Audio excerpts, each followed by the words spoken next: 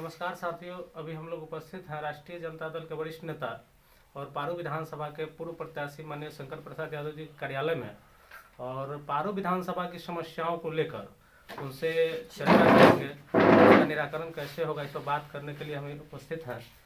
Sir, अभी तत्कालिक समस्या है कि पारू विधानसभा या अन्य जगहों पे खाद की कालाबाजारी और किसान त्रस्त हैं। खाद के मामले में किसानों को मिल नहीं रहा है और ब्लैक मार्केटिंग से खाद उपलब्ध है। इस पे आप क्या कहना चाहेंगे?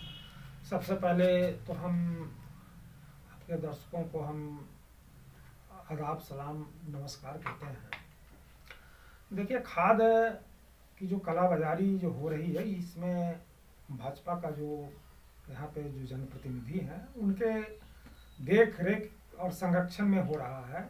और सबसे बड़ी बात यह कि देश के जो प्रधानमंत्री हैं, ठग प्रधानमंत्री मोदी जी, वे बोले थे कि देश में जितनी भी खाद की पहले से जो आपूर्ति हो रही है उसको हम 50% कम करेंगे।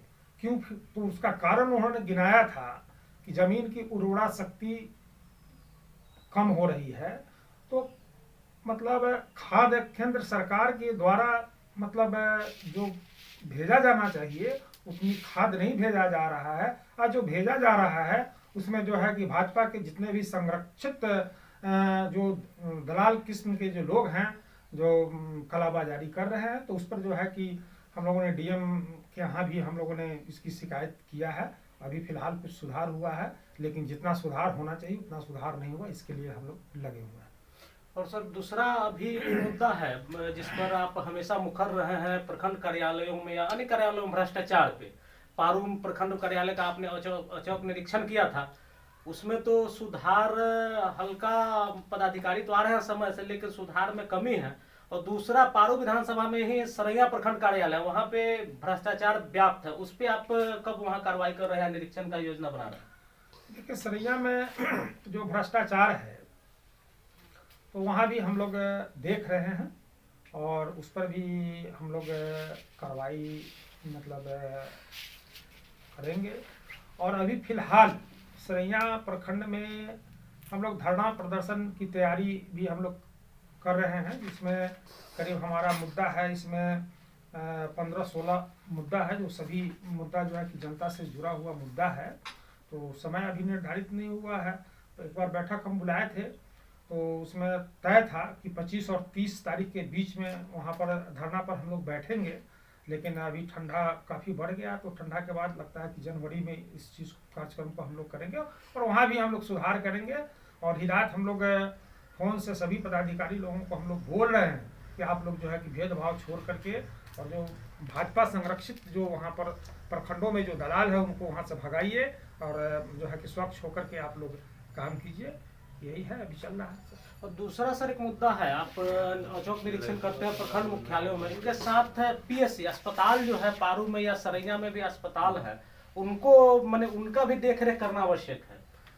हाँ, पारू में कार्यक्रम बना था, लेकिन किसी कारणवश जो है कि हम लोग निरीक्षण नहीं कर पाए थे अस्पताल का।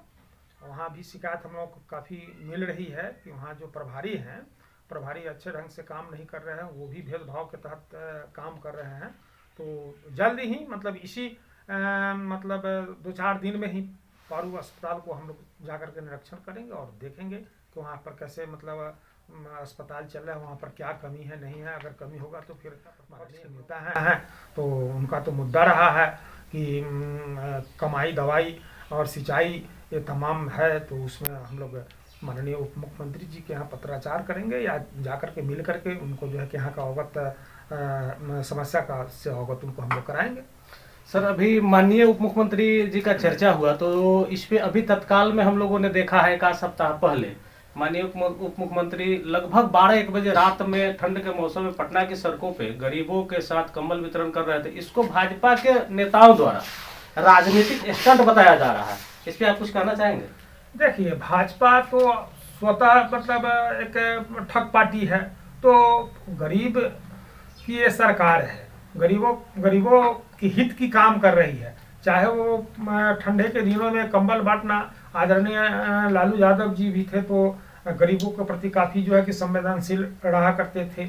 और आज मतलब उप मुख्यमंत्री हमारे तेजस्वी यादव जी हैं तो युवा हैं और गरीबों को सेवा कर रहे हैं। अभी तो कंबल बांटे, फिर उसके बाद देखे हैं कि किस तरह से जो है कि मछुआरा लोगों का जो हाट बन रहा है वहाँ जाकर उन्होंने निरीक्षण किया है। और नौकरी आप देख रहे हैं कि युवाओं को किस तरह से मतलब रोजगार, अभी तक इस देश में कोई ऐसा राज्य है जो मतलब 3 महीने और 4 महीने की सरकार में मतलब इतनी बड़े पैमाने पर युवाओं को नौकरी दिया हो। ये तो पहला, हिंदुस्तान के पहला ऐसा सरकार है जो नौकरी मतलब कम समय में नौकरी मतलब देने का काम किया। और फिर आगे उन्होंने घोषणा किया है जो पुलिस में बहाली होना है, डायरेक्ट भर्ती, मतलब लाखों पुलिसकर्मी की बहाली होने जा रही है। तो इस सब चीज से घबरा गए हैं, भाजपा के लोग घबरा गए हैं कि काम इतना हो रहा है, घबरा गए हैं तो उनका काम है,